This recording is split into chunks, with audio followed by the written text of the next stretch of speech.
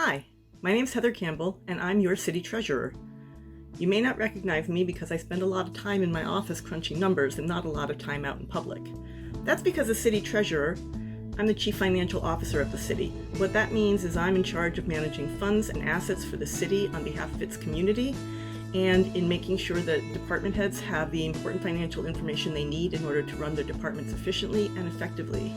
As a graduate of the Wharton School of Business, I come from a private sector background. I spent almost 20 years in the private sector, and I've managed budgets in excess of 80 million. So I have a lot of experience in terms of financial management, and I was happy to bring that to the role. One of the things I'm most proud about is that we are able to, for the first time in a very long time, 20 years or so, we are actually able to run clean balance sheets for every fund across the city. We got ahead of the COVID issue fairly early on and started providing forecasts, revenue and expenditure forecasts, to give the Common Council and the President an idea of what the impact might be on our overall revenues and expenditures. And I'm pleased to say that the revenue projection came in pretty close to what the estimates were. This gave us the guidance we needed to make sure that the city was going to be in good shape.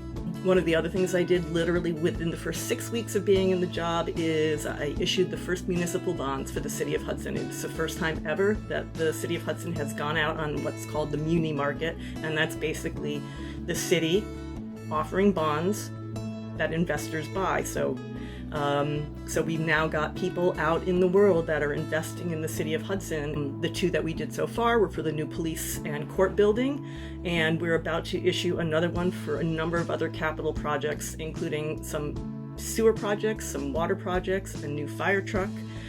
I also made sure during the last few years, when the state came up with particular programs, that the city was always in place and ready to take advantage of those. So the taxpayers would get a credit, and I made sure that that happened for both years that that program was in place. I've also been a strong advocate for a healthy fund balance policy. And a fund balance policy basically says, we're going to have some money set aside. How much money should that be? And the rationale is, if it's too high, you're either not investing enough in necessary programs or requirements. If it's too low, you don't have the opportunities that you need in order to have a financial cushion, as we saw very much the case during COVID. I successfully lobbied for that fund balance policy back in 2015, and it has been updated every year except this past year.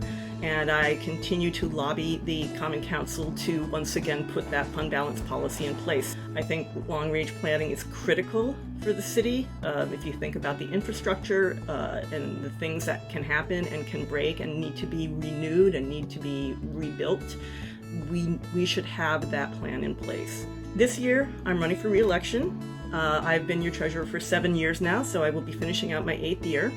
It's a 2-term elected position, and there will be a Democratic primary on June 22nd. I'm asking for your vote so I can continue to shepherd the city's finances and make sure that we're keeping everything in place to ensure that the city is fiscally sound and healthy.